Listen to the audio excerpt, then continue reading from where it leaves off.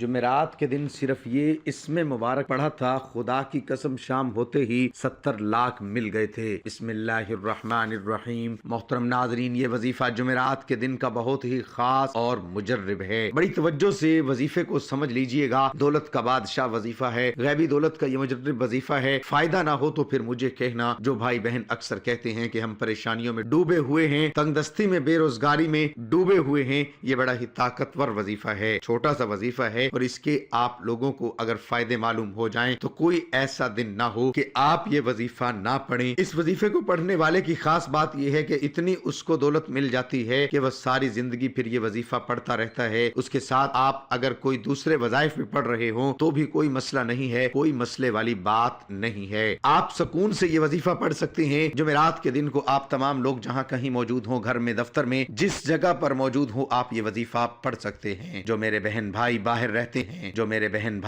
رہتے ہیں وہ بھی لازمی یہ وظیفہ پڑھ لیں۔ اس کے آپ کو فائدے ہی فائدے ہیں، نقصان کوئی نہیں ہے۔ آپ کو بے شمار فائدے ہیں۔ عمل کو اچھی طرح سمجھ لیں، اچھی طرح اس وظیفے کو سمجھ لیں تاکہ جب آپ لوگ کرنے لگیں تو آپ کو کسی قسم کی کوئی بھی پریشانی پیش نہ آئے۔ ناظرین توجہ سے آخر تک دیکھیے گا تاکہ وظیفہ آپ کو سمجھ میں آ سکے۔ ناظرین، جمعرات کے دن کی بہت فضیلت ہے، یہ بہت ہی برکت والا دن ہے۔ تو ناظرین، سب سے پہلے سکون سے جہاں کہیں موجود ہو بیٹھ جاؤ، درود پاک پڑھ لو۔ سب سے پہلے ایک مرتبہ کوئی سا بھی درود پاک پڑھ لو۔ یہ وظیفہ جیسا کہ پہلے میں نے بتایا کہ جگہ کی کوئی پابندی نہیں، نہ ہی وقت کی۔ آپ کو ایک اور بات بتاتا چلوں، جو آپ لوگوں کے اکثر سوالات ہوتے ہیں کہ اس وظیفے کو ہمیں کتنے دن تک پڑھنا ہے، یہ ایک الگ سوال ہے۔ تو آپ لوگ ویسے تو یہ عمل جو ہے وہ ایک دن کا ہے، عمل ہے صرف جمعرات کے دن کا۔ اگر آپ لوگ چاہتے ہیں تو جو ہر جمعرات کو بھی پڑھ سکتے ہیں، کیونکہ اس وظیفے کو پڑھنے کا کوئی نقصان نہیں ہے، صرف فائدہ ہی فائدہ ہے۔ تو آپ لوگ جتنے دن پڑھنا چاہیں اس وظیفے کو پڑھ سکتے ہیں، کیونکہ آپ لوگ اس وظیفے کو جب ایک بار پڑھو گے آپ کی حاجتیں مرادیں پوری ہوں گی۔ جو لوگ تکلیف میں ہیں، پریشانیوں میں ہیں، ان سب کو اس عمل کی اجازت عام ہے۔ اب آپ لوگ چاہے پاکستان میں ہو، انڈیا میں، بنگلہ دیش میں، نیپال میں، افغانستان، دنیا کے جس کونے میں، جس گاؤں میں، گلی میں آپ لوگ موجود ہوں، جیسے ہی ویڈیو سامنے آئے آپ کو سب سے پہلے ویڈیو کو مکمل دیکھنا ہے۔ پوری ویڈیو کو دیکھ لیں۔ عمل کی اجازت تو آپ کو ویسے ہی ہے، جو ویڈیو دیکھے گا اس کو اجازت تو ہے، لیکن آپ لوگ مکمل ویڈیو دیکھیں تاکہ آپ کو ایک ایک بات سمجھ میں آ سکے۔ ایک مرتبہ سب سے پہلے جب بھی یہ وظیفہ پڑھنے لگیں سکون سے بیٹھ جائیں۔ ایک دن میں انشاءاللہ اللہ پاک نے چاہا تو آپ کو خود نتیجہ نظر آئے گا۔ سب سے پہلے کوئی سا بھی درود پاک پڑھ لیں۔ رسول اکرم صلی اللہ علیہ وآلہ وسلم پر درود بھیجنے کی کچھ اور ہی فضیلت ہے۔ بلا شبہ درود شریف ایک فضیلت والا عمل ہے۔ اللہ رب العزت نے جو مقام حضور اکرم صلی اللہ علیہ وآلہ وسلم کو عطا فرمایا ہے، اتنا مقام کسی اور کو نہیں بخشا۔ اللہ تعالیٰ نے جہاں پر آپ صلی اللہ علیہ وآلہ وسلم کو اور خصوصیات سے نوازا، وہیں پر ایک خاصیت جو کہ ساتھ ہی خاص ہے وہ درود شریف ہے۔ درود شریف ایک سلام ہے جو حضور صلی اللہ علیہ وآلہ وسلم کی خدمت میں پیش کیا جاتا ہے، اور اس کے بے بہا فوائد ہیں جس سے دنیا و آخرت کی بھلائی اور کامرانی ممکن ہے۔ درود شریف ایک دعا بھی ہے جس سے اللہ کے پیارے رسول صلی اللہ علیہ وآلہ وسلم پر رحمت طلب کی جاتی ہے اور سلامتی بھی طلب کی جاتی ہے۔ رسول اکرم صلی اللہ علیہ وآلہ وسلم کی اتباع و اطاعت اور محبت کے علاوہ وہ حقوق جو اللہ تعالیٰ نے آپ کی امت پر مشروع کیا ہے، ان میں سے ایک یہ بھی ہے کہ وہ آپ صلی اللہ علیہ وآلہ وسلم پر درود و سلام بھیجی۔ اللہ تعالیٰ ارشاد فرماتا ہے، بے شک اللہ اور اس کے فرشتے نبی پر درود بھیجتے ہیں، اے ایمان والو تم بھی ان پر درود و سلام بھیجو۔ حدیث میں ہے کہ نبی اکرم صلی اللہ علیہ وآلہ وسلم نے ارشاد فرمایا، جمعرات اور جمعہ کثرت سے درود پڑھا کرو، جو ایسا کرے گا تو میں قیامت کے دن اس کی شفاعت کروں گا۔ سیدنا عبداللہ بن مسعود رضی اللہ تعالی عنہ سے مروی ہے کہ رسول اکرم صلی اللہ علیہ وآلہ وسلم نے فرمایا، قیامت کے دن سب سے زیادہ وہ لوگ ہوں گے جو سب سے زیادہ مجھ پر درود بھیجتے ہیں۔ ایک سائل حضرت علی رضی اللہ تعالی عنہ کے پاس آیا اور عرض کی کہ مجھے کچھ دیجئے، میں تنگ دست ہوں۔ حضرت علی رضی اللہ تعالی عنہ کے پاس اس وقت دینے کے لیے کوئی چیز نہ تھی۔ آپ نے 10 بار درود پڑھ کر سائل کی ہتھیلی پر پھونک مار کر فرمایا، ہتھیلی بند کر دو۔ سائل نے باہر جا کر دیکھا، ہتھیلی کھولی تو سونے کے دیناروں سے بھری پڑی تھی۔ سیدنا ابو ہریرہ رضی اللہ تعالی عنہ کہتے ہیں کہ رسول اکرم صلی اللہ علیہ وآلہ وسلم نے فرمایا، میری قبر کو عبادت گاہ نہ بناؤ اور مجھ پر درود بھیجو، بلا شبہ تمہارا درود مجھ تک پہنچتا ہے چاہے تم جہاں رہو۔ ابو داؤد سیدنا علی ابن طالب رضی اللہ تعالی عنہ سے روایت ہے کہ رسول اکرم صلی اللہ علیہ وآلہ وسلم نے فرمایا، حقیقی معنوں میں بخیل وہ شخص ہے جس کے پاس میرا نام کا تذکرہ ہو لیکن اس نے مجھ پر درود نہیں بھیجا۔ حضرت عبداللہ بن مسعود رضی اللہ تعالی عنہ سے روایت ہے کہ رسول اللہ صلی اللہ علیہ وآلہ وسلم نے فرمایا، جو شخص مجھ پر بکثرت درود شریف پڑھتا ہے قیامت کے روز وہ سب سب سے زیادہ میرے قریب ہوگا، اس لیے ہر مسلمان کے روز وہ سب سے زیادہ میرے قریب ہوگا، اس لیے ہر مسلمان کے لیے ضروری ہے کہ رسول اکرم صلی اللہ علیہ وآلہ وسلم کا نام مبارک سن کر کم از کم صلی اللہ علیہ وآلہ وسلم کہے۔ سب سے پہلے جب وظیفہ پڑھنے لگیں تو ایک مرتبہ اعوذ باللہ من الشیطان الرجیم پڑھ لیجئے گا، اور اس کے فوراً بعد ایک مرتبہ بسم اللہ الرحمن الرحیم بھی لازمی پڑھ لیجئے گا۔ اب آپ کو کیا پڑھنا ہے یہ سمجھ لیجئے۔ سب سے پہلے آپ لوگوں کو درود پاک پڑھ لینا ہے، آپ صلی اللہ علیہ وآلہ وسلم پڑھ لیں۔ درود ابراہیمی آپ کو یاد ہو تو وہ درود پاک آپ پڑھ سکتے ہیں، یا کوئی بھی درود پاک جو آپ کو یاد ہو وہ پڑھ لیں، یا چھوٹے سے چھوٹا درود پاک صلی اللہ علیہ وآلہ وسلم پڑھ لیں۔ ایک بار ثواب کے طور پر میرے ساتھ بھی پڑھ لیں، اللہم صلی علی محمد وعلی آل محمد کما صلیت علی ابراہیم وعلی آل ابراہیم انک حمید مجید، اللہم بارک علی محمد وعلی آل محمد کما بارکت علی ابراہیم وعلی آل ابراہیم انک حمید مجید۔ جب درود پاک پڑھ لیں تو آپ لوگوں کو اب کیا پڑھنا ہے یہ بڑی توجہ سے آپ کو سمجھنا ہے۔ درود پاک جب پڑھ لیں تو حاجتوں کی نیت لازمی کر لیں، جو آپ کی حاجت ہو۔ پہلے آپ کو اعوذ باللہ من الشیطان الرجیم پڑھنا ہے، پھر بسم اللہ الرحمن الرحیم پڑھنا ہے، پھر درود پاک پڑھنا ہے۔ جس ترتیب سے بتا رہا ہوں اسی ترتیب سے آپ کو یہ عمل کرنا ہے، تو آپ کو تبھی فائدہ ہوگا۔ اپنی طرف سے نہ ہی تعداد میں کوئی کمی پیشی کیجیے گا، نہ وظیفے کو پڑھنے میں جس طرح بتا رہا ہوں اس میں کوئی کمی پیشی نہیں کیجیے گا۔ درود پاک پڑھنے کے بعد جو آپ کی حاجتیں ہوں، جس مقصد کے لیے آپ یہ وظیفہ پڑھ رہے ہو، ذاتی مکان چاہیے ہو، بینک میں آپ کو رقم چاہیے ہو، آپ کے بینک میں دولت ہی دولت ہو جائے گی اس لیے وظیفہ پڑھنا ہو، کوئی فوری طور پر رقم چاہیے ہے جو آپ کے معاملات کو انشاءاللہ آپ لوگوں کی ہر خواہش، ہر دل کی تمنا اللہ پاک نے چاہا تو وظیفہ پڑھتے ہی فوراً پوری ہوگی۔ بڑی سے بڑی آپ کو کوئی رقم چاہیے ہو تو بس نیت کرنا، مثال کے طور پر 50 لاکھ چاہیے تو ہم اس کے لیے یہ وظیفہ پڑھ رہے ہیں، ہمیں 5 لاکھ چاہیے ہم اس کے لیے یہ وظیفہ پڑھ رہے ہیں، ہمیں ذاتی مکان چاہیے ہم اس کے لیے وظیفہ پڑھ رہے ہیں، ہمارا قرض ختم ہو جائے ہم اس کے لیے وظیفہ پڑھ رہے ہیں۔ جو آپ کے 100 حاجتیں ہوں، 100 مسائل ہوں، ان کی نیت پہلے لازمی کر لیں۔ درود پاک پڑھنے کے بعد اب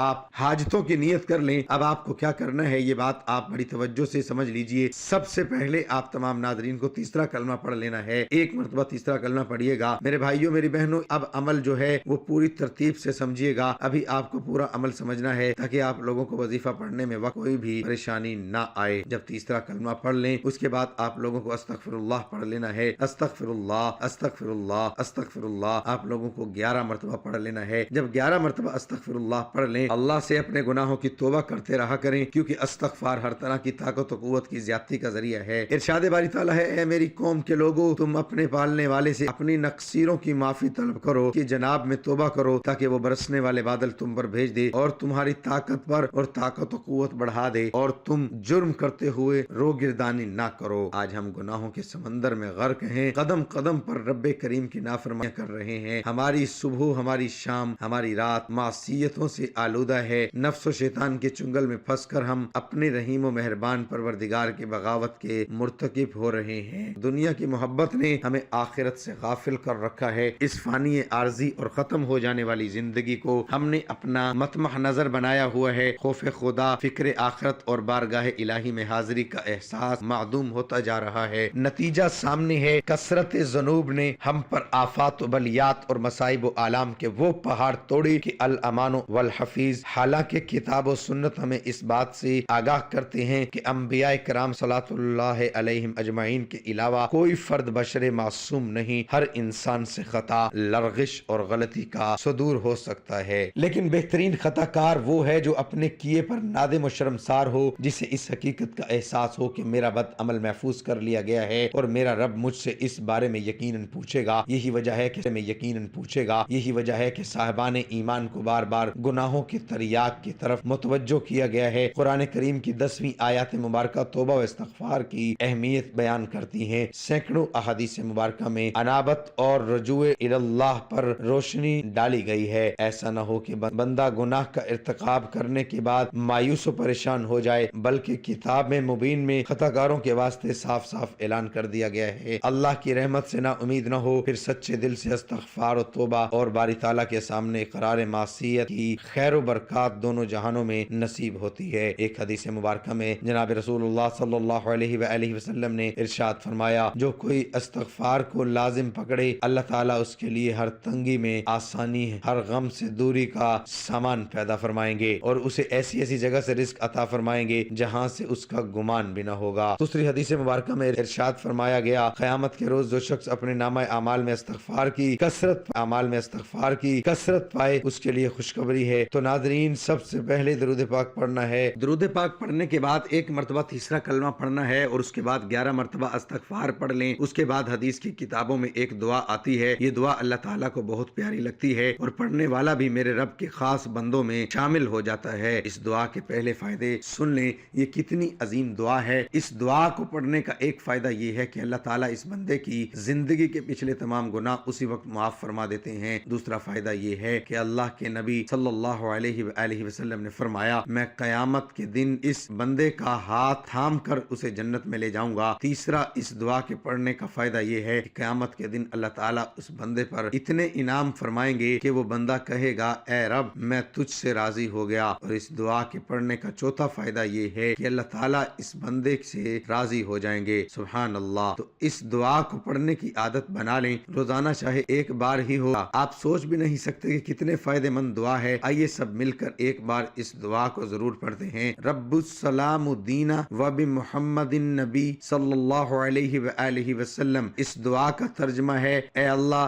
میں تجھے رب مانگ کر راضی، اے اللہ میں تیرے نبی صلی اللہ علیہ وآلہ وسلم کو سچا نبی مان کے راضی اور تیرے بھیجے ہوئے پیارے دین اسلام کو سچا دین مان کے راضی۔ اللہ اکبر، کتنا پیارا ترجمہ ہے اور کتنی بہترین دعا ہے۔ تو اس دعا کو یاد سے روزانہ ایک بار ضرور پڑھ لیجئے گا، انشاءاللہ دل میں بڑا سکون اور دل بڑا منور ہوگا اور کائنات کا رب اس بندے سے راضی رہے گا۔ اس دعا کو پڑھنے کے بعد اللہ تعالیٰ کا ایک نام یا مجیبو 111 مرتبہ پڑھ لیں۔ اس کے بعد وہی درود پاک پڑھ لیں جو وظیفے کے شروع میں پڑھا تھا۔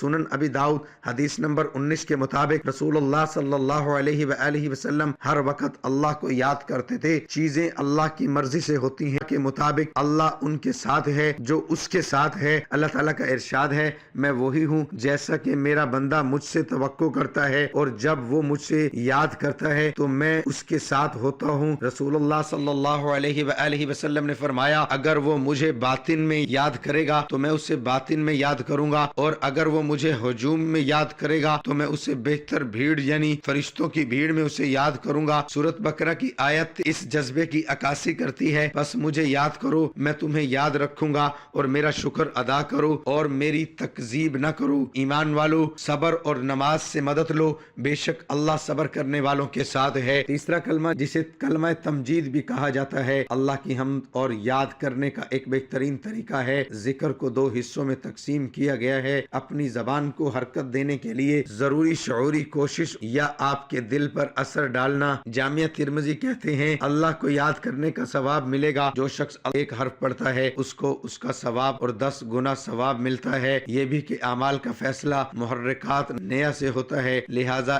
ہر ایک کے پاس وہی ہوگا جو اس کا ارادہ ہے۔ تیسرا کلمہ یاد کرنے کا مقصد دوستوں، خاندان والوں یا اس جیسے کسی کو متاثر کرنا نہیں ہے، بلکہ اللہ سبحانہ و تعالیٰ کے لیے آپ کی لگن کی نمائش کے طور پر یاد رکھنا ہے۔ دارالسلام نے سنن نسائی 924 میں حسن کی سند سے روایت کی ہے۔ ابن ابی اوفا رضی اللہ عنہ کہتے ہیں کہ ایک آدمی نبی اکرم صلی اللہ علیہ وآلہ وسلم کے پاس آیا اور کہا میں قرآن کا کچھ نہیں سیکھ سکتا، مجھے کوئی ایسا کام سکھا دیں جو میں قرآن پڑھنے کی بجائے کہہ سکوں۔ آپ صلی اللہ علیہ وآلہ وسلم نے فرمایا کہو سبحان اللہ والحمد للہ ولا الہ الا اللہ واللہ اکبر ولا حول ولا قوت الا باللہ العلی العظیم۔ اللہ سب سے بڑا ہے اور اللہ کے سوا کوئی طاقت نہیں ہے۔ بخاری 7386 میں رسول اللہ صلی اللہ علیہ وآلہ وسلم کا ارشاد ہے کہ اللہ تعالیٰ صلی اللہ علیہ وآلہ وسلم کا ارشاد ہے کہ اللہ تعالیٰ تمام دعاؤں کے قریب اور قبول کرنے والا ہے، اور وہ لا حول ولا قوت الا باللہ پڑھنا جنت کے خزانوں میں سے ایک خزانہ ہے۔ ہم رسول اللہ صلی اللہ علیہ وآلہ وسلم کے ساتھ